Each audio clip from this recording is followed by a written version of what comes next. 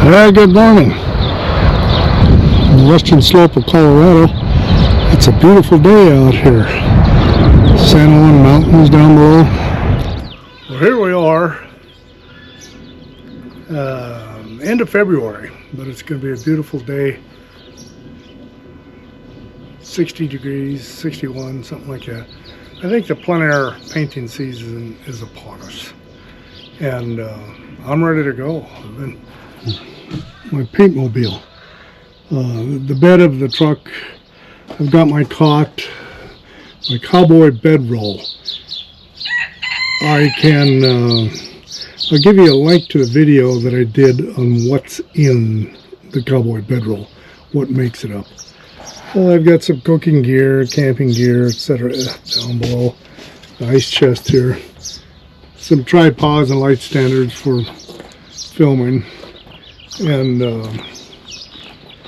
my painting kits. My backpack. Watercolor paper. Got a milk crate over there with needed supplies. Extra jackets, maps, water, etc. It's ready to go.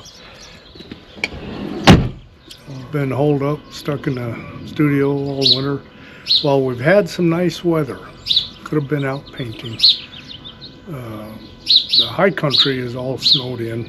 Roads are closed. There's no access. And temps have been good in that when you're out in the sunshine, it's nice. In the shade, shadows, it's a little on the cool side. I got my truck all set up as I just showed you, ready to go. And the plein air kit that I'm going to use this season, that I'm going to try to stick with, is the Josh Bean. I think what I've got is a Daytripper, that he calls. He got 3 different sizes. I'll put a link in the description, and you can check it out for yourself. I'll also put a link in the description of the plein air setups that I've got. The kits, the painting kits. So, because I paint both oil and watercolor, I do have some that are better suited for one medium than the other. But I think Josh's Daytripper is something I can use for both oil or watercolor. And that way I just carry one. Fits my backpack, it'll be easy to do. With that in mind, we maybe made a little bit of a premature attempt to go out the other day, and finding a place that we can get to because of the snow and limited access. We decided on the Colorado National Monument just out of Grand Junction, Colorado. And the red rock, as I had envisioned, the red rock of the Colorado National Monument interlaced with patches of snow, some greater than others, seemed to me to be a great motif, and we headed that way. Unfortunately, we wound up with a late start, and trying to wait for the weather to warm up, for the day to warm up, and that got into the lunch hour. So when we got to Grand Junction, we decided we better stop and get something to eat. Well, the crab fest at Red Lobster reached out and grabbed us, and it was busy. It took about an hour and a half to get out of there. So by the time we got up to the Colorado National Monument, I didn't have enough time to do a painting. No, I wasn't going to have enough time.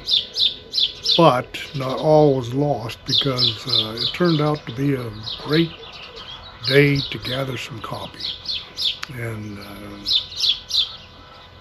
when I use the term copy as an artist, as a painter, what I mean is photographs. And the sky was interlaced with clouds, partly cloudy, to maybe mostly cloudy. And I thought, well, we'll try it anyway. So it was great when we caught the sun out. Beautiful landscape. And but when it was under cloud cover, that country just pretty flat looking, flat light. Now, there are occasions where flat light is an asset because you don't have to chase the shadows. But in this case, it was better when the sun was shining.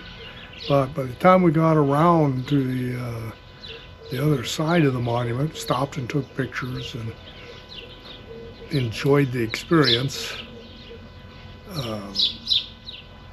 it took probably a good hour and a half to drive the course of the monument. And we didn't go to all of it. We just stuck to what was on the main road. And by the time we got home, it was 5 o'clock in the evening. And if I'd taken a couple hours to do a painting, it would have been that much later. But anyway, let's go, and I'll take you along for the ride, and we'll go see what it looks like up there. So today we're headed into Colorado National Monument.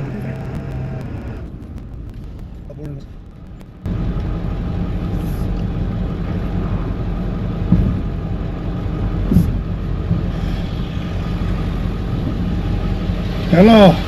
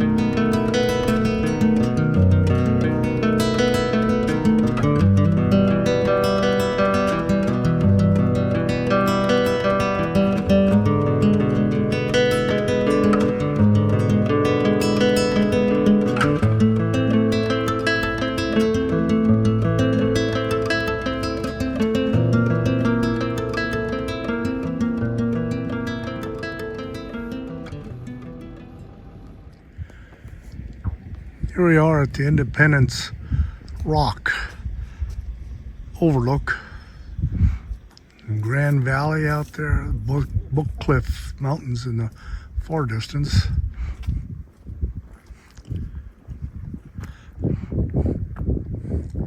And there's the Independence Rock or Monument.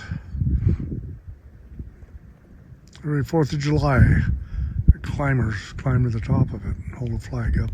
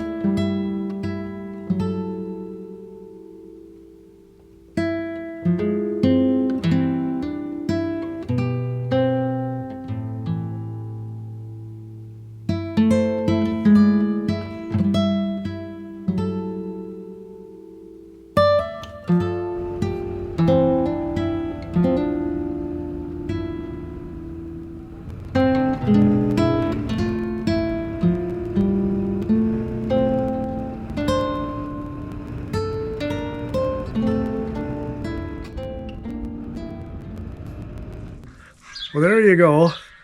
It was a great time, even though I didn't get a painting done.